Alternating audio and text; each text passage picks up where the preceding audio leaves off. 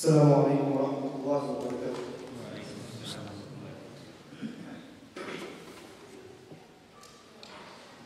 أعوذ بالله من الشيطان الرجيم. بسم الله الرحمن الرحيم. لو أنزلنا هذا القرآن على جبل لرأيته خاشعا متصدعا من خشية الله وتلك الأمثال نضربها للناس لعلهم يتفكرون. هو الله الذي لا إله إلا هو عالم الغيب والشهادة هو الرحمن الرحيم. هو الله الذي لا إله إلا هو الملك القدوس السلام المؤمن المهيمن العزيز الجبار المتكبر سبحان الله عما يشركون. هو الله الخالق البارئ المصور له الأسماء الحسنى يسبح له ما في السماوات والأرض وهو العزيز الحكيم. صدق الله.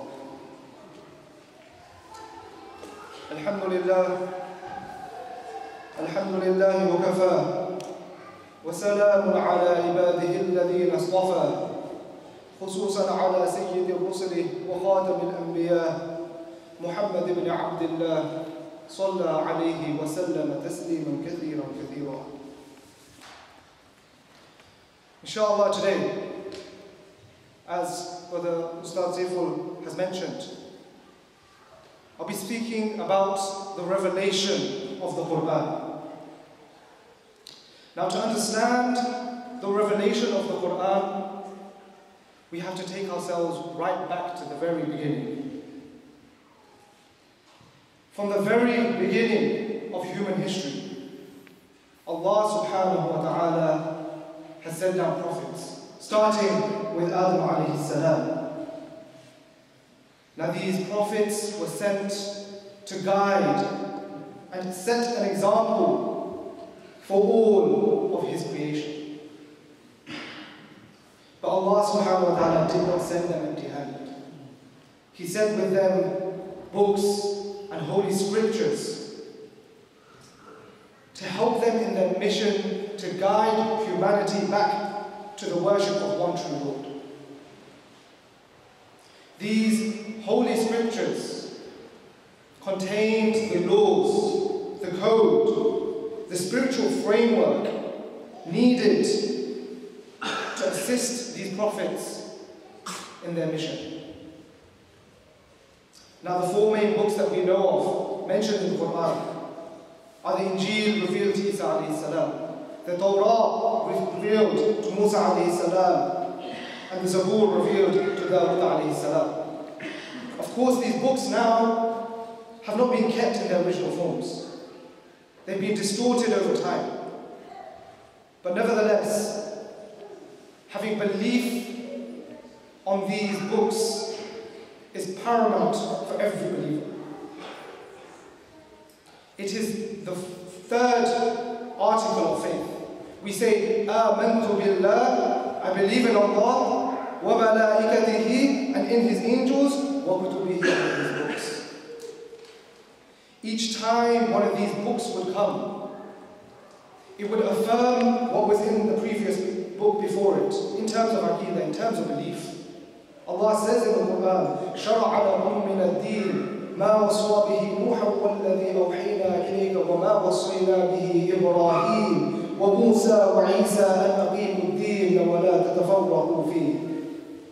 That He has ordained for you people the same religion as He had enjoined upon Nuh, and that which we have revealed to you, O Prophet, and that which we have enjoined upon Ibrahim and Musa and Isa by saying, establish the religion and be not divided therein. So each time a new book would come, it would affirm what was in the previous book, but it would also bring a new Sharia for the people of that era.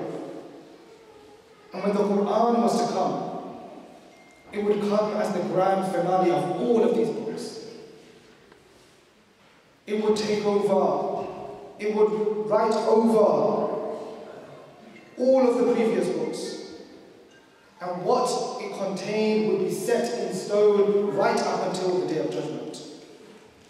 Now, to understand just how magnificent the Qur'an is, just how much of a difference it made, how much of an impact it had on the people, on this world, you have to look at the state of the people before the Qur'an would be revealed. And that is very well commonly known as what we know as the Jahiliyyah period, the period of ignorance. Now, during this period, it's very well known that the people of the Arabian Peninsula had deviated far, far from the path of Allah subhanahu wa ta'ala. They had fallen into idol worship to such an extent that they had put idols around the house of Allah, around the Kaaba. They say it was around about 360 idols around the Kaaba alone, worshipping other than Allah. They practiced female infanticide. They would bury their own daughters alive out of shame. They believed that having daughters would bring shame to their family, to their honor. And sometimes they were just scared of the poverty that it would bring. So not only would they bury their daughters, they would bury their children, male or female, out of fear of poverty. They believed in superstitions. For example, they believed it was bad luck to get married in Shawwal, one of the months of the Islamic calendar. They would have tribal wars between each other for decades over the most trivial things. To give you an example of this, two tribes went to war with each other for over 100 years. Over 100 years. Because one tribe's camel drank from a well before the other tribes. They had a feud for 100 years just because of this. Not to mention drunkenness. Alcohol was very, very commonly used, commonly consumed back then.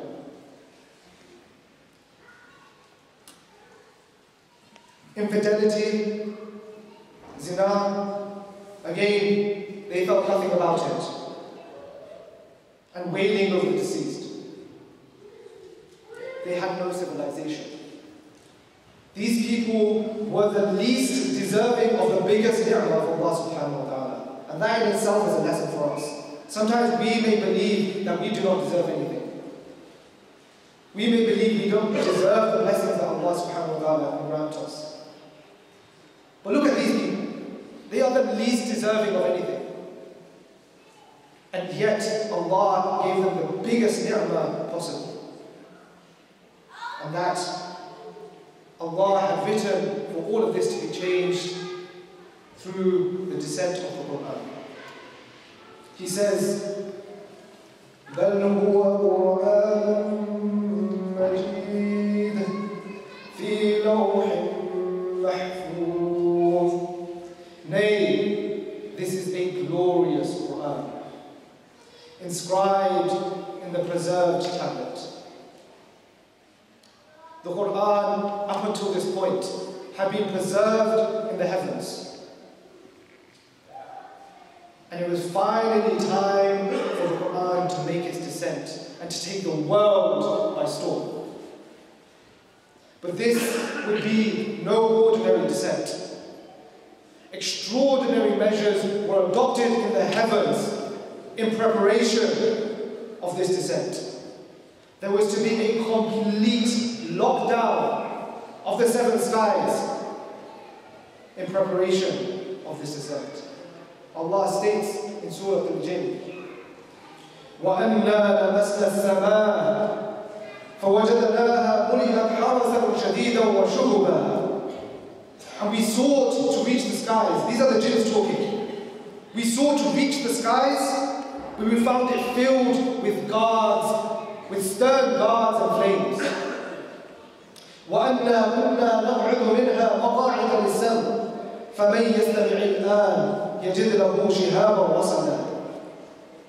And that we do not know, and we sought, and that we used to sit at places therein to listen.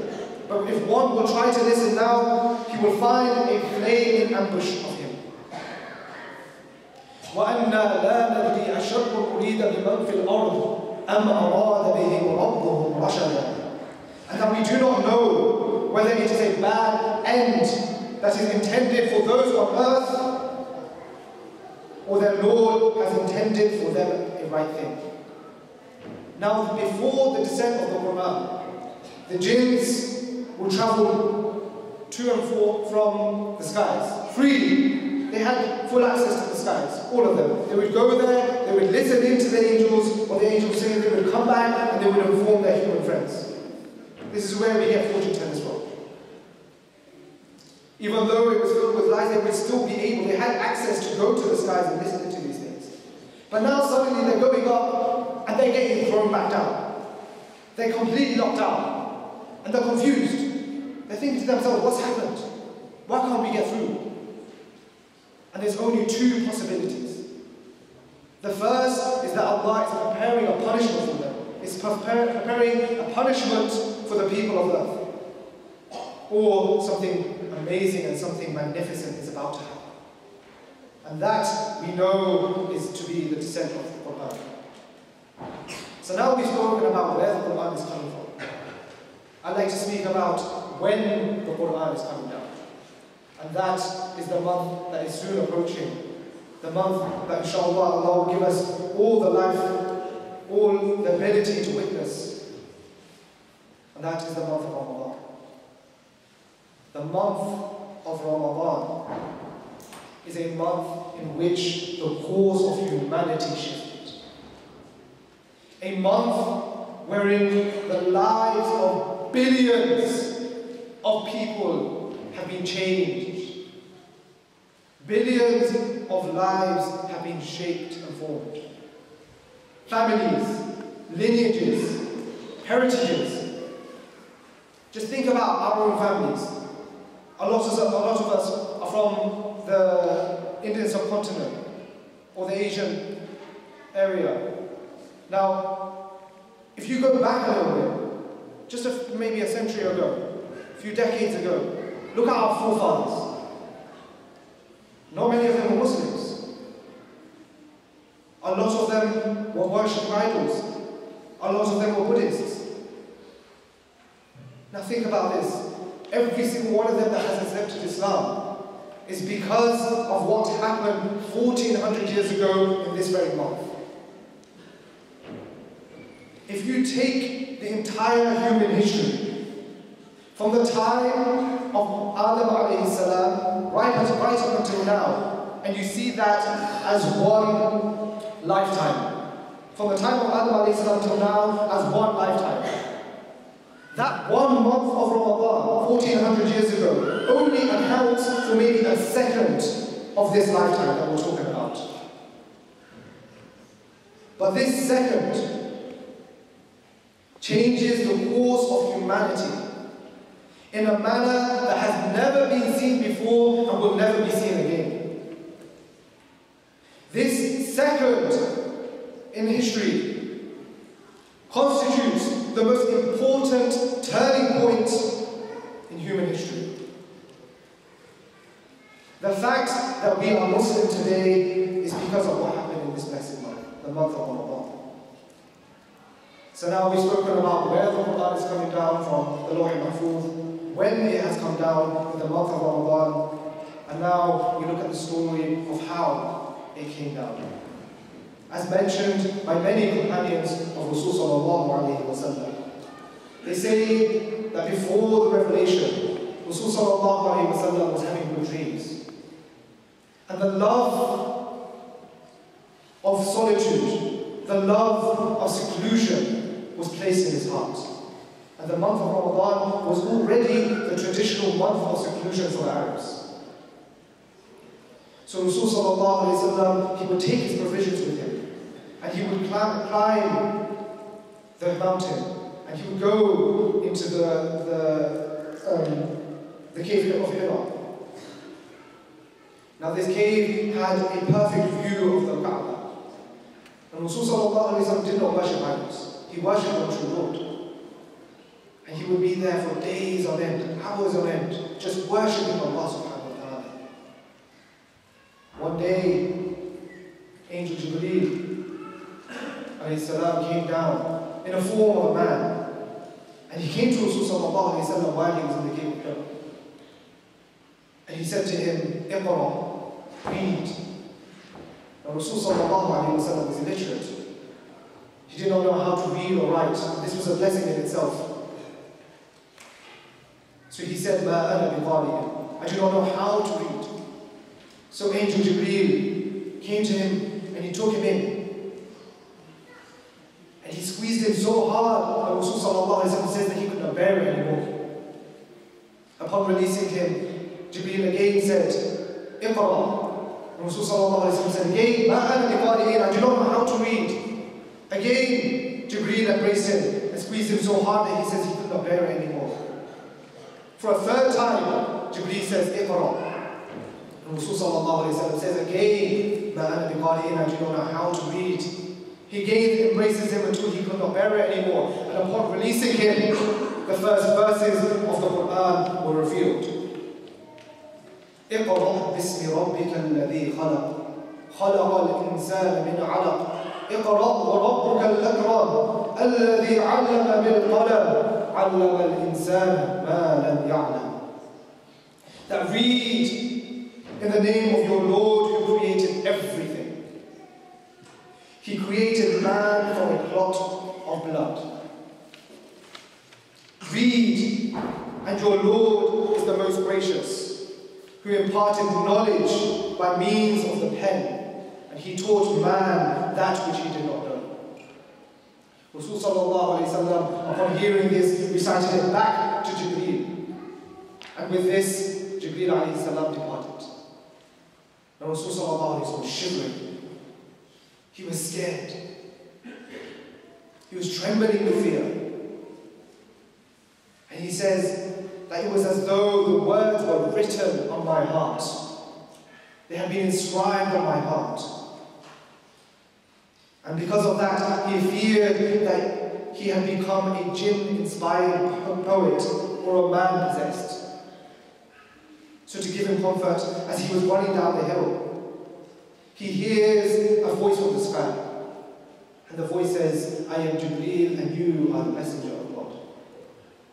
As he looks up into the sky, he sees his visitor, but not in the form that he had seen him before. He sees an angel that takes up the entire horizon, from east to west, from north to south, an angel whose wings take up the entire horizon. And at this point, he knew that he was the messenger of Allah. Jibreel alayhi salam departed from there, and Rasul sallallahu alayhi wa sallam ran back home.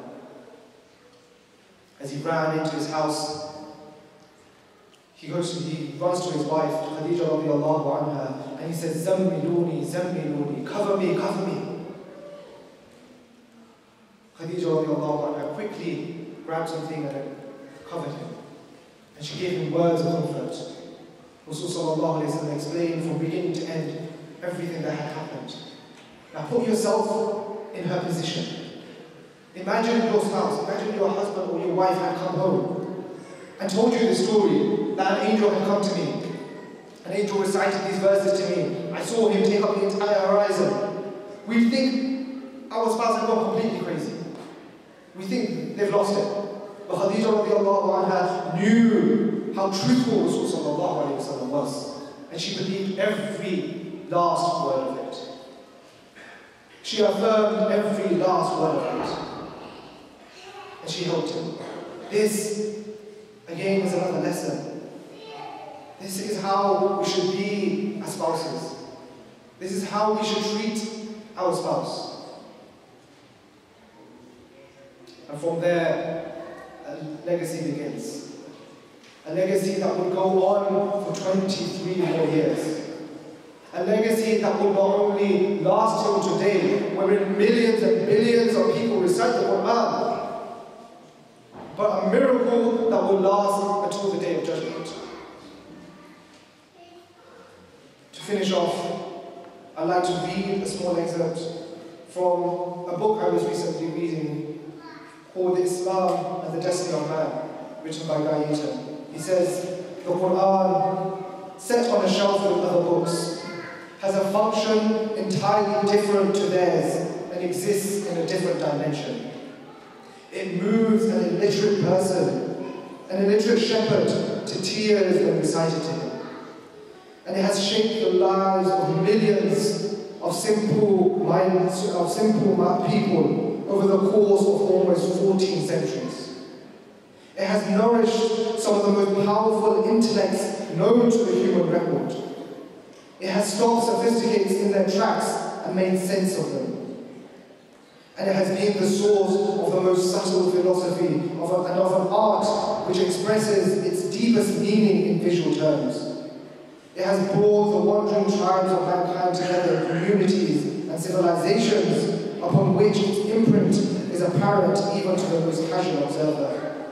The Muslim, regardless of race and national identity, is unlike anyone else because he has undergone the impact of the Qur'an and has been formed by it.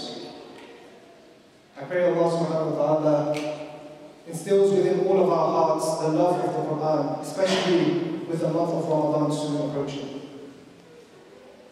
I pray Allah subhanahu wa ta'ala rewards us for every letter we recite of this Qur'an. And I pray that Allah makes this Qur'an a source of peace in our lives and a pathway for us to enter Jannatul Firdaus. وآخر دعوانا الحمد لله رب العالمين جزاكم الله خيرا. السلام عليكم.